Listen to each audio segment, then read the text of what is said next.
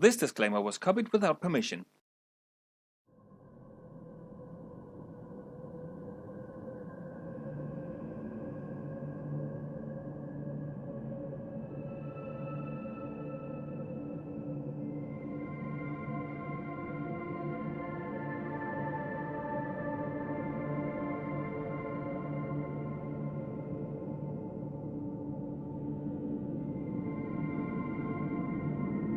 Don't forget to subscribe.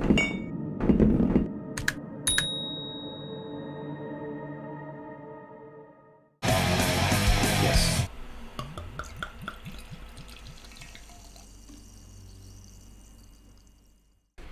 We're back, and this time we're really sensible because we've got a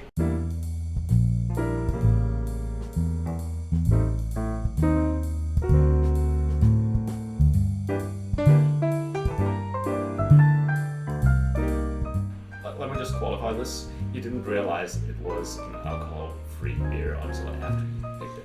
You're absolutely right, but it isn't alcohol free. There's 0.3% volume. You're right. Yeah. 20 beers of that kind, and we might actually feel it. Yeah, we might actually. I think we'll feel it mostly in the belly. Right. It hurting a lot. Yeah. So it's called. It's like death by drinking too much water. Knox, which you can maybe read if I just hold it like this. Or wrap it to look the other way. Like this? Nah. Either way, I can hardly read it anyway, so never mind.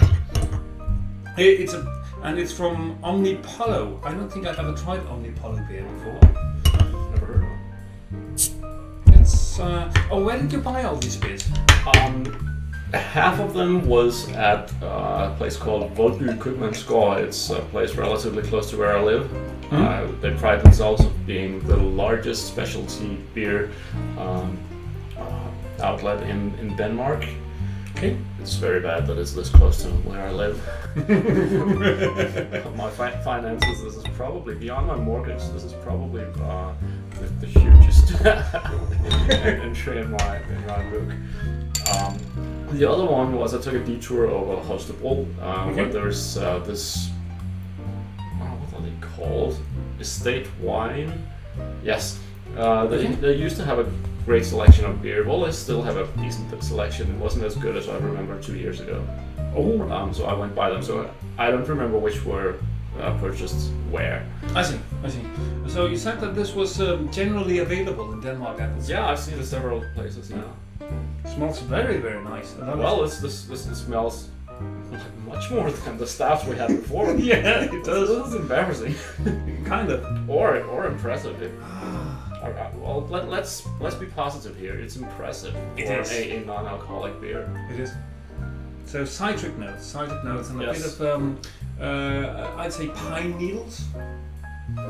Yes. Which is a very typical. Actually, it's a very typical IPA impression that I'm getting. And then this is kind of the way to save a non-alcoholic beer, because just adding a number of very flavorful hops is going to make them taste almost like a pale ale, typically. Omnipollo, are they Norwegian? I have no idea. I have to look it up. Well, cheers. Cheers. Let's have a taste of it.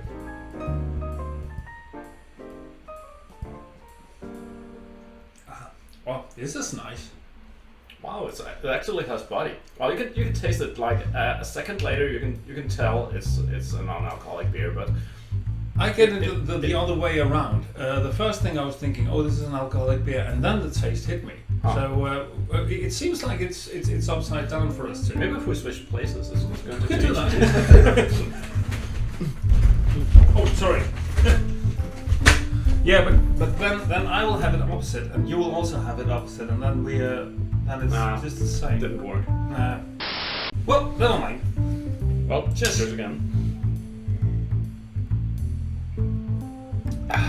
But yes, it actually has body. It does. That's impressive for a non-alcoholic beer. They typically are very light bodied. This is, I would dare say, a medium bodied beer. Wow, it's tasting surprisingly much. Yeah. And it's a very clear taste. Let's say which hops they're using. clean to the palate. I can barely see what it's. I'll get see the bottle. I'll get the.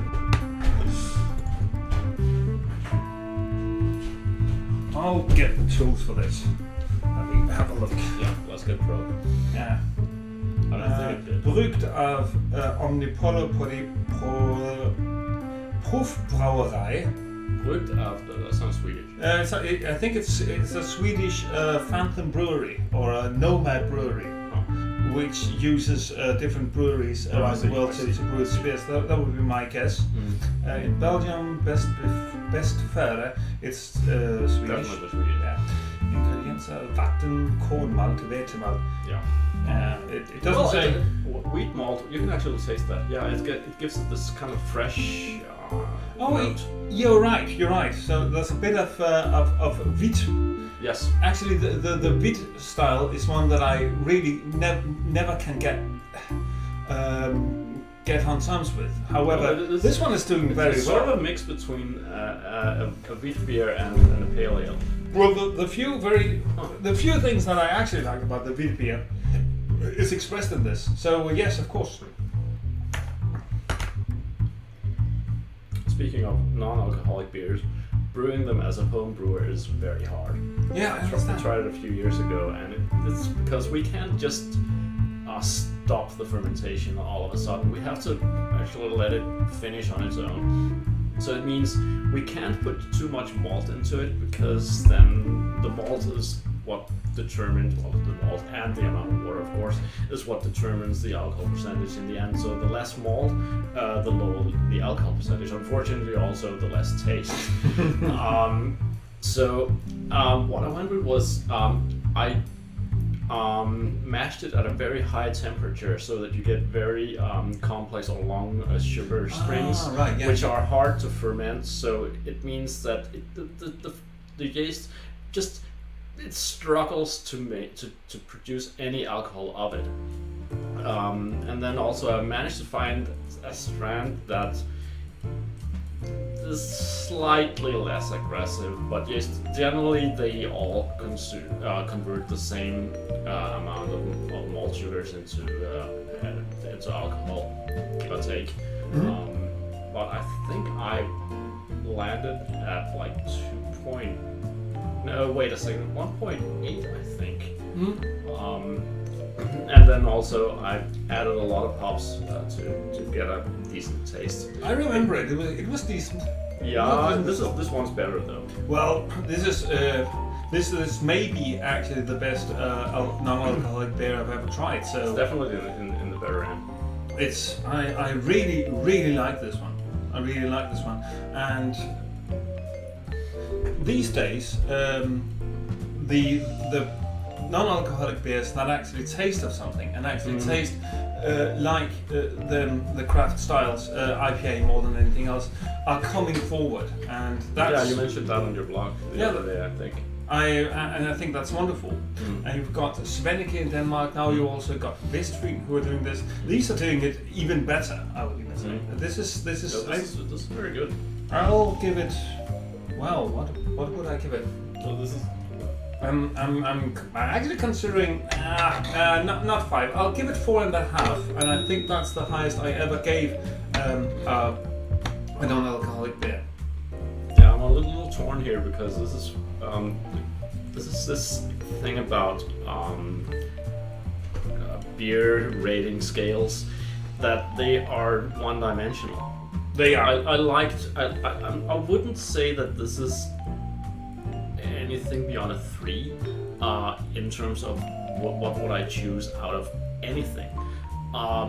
However, for a non-alcoholic beer, this is like 5.5-ish. And I just said that I wasn't going to use half stars. I was like a 5 for a non-alcoholic beer. For just beer per se, I'd give it a 3. Okay, fine. You're my guest. You can rate it twice if you want to. Well, you can, or we can average it so it became 4 anyway. Like let's say 4. Then. That's fine. Give it 3 ratings if you want to. I'll have another beer then. Yeah, we We should should. give it more ratings now. It's fantastic. I mean, It's this didn't, and just consider it. Now we've had another beer, and it didn't get us any more pissed than we already were. Isn't that fantastic? And it was such a great tasting experience. Well, it was a great experience, yes, absolutely. Yeah. Cool. Yeah, let's see what we can find out. That was for next. impressive for It was. a non-alcoholic beer. Definitely.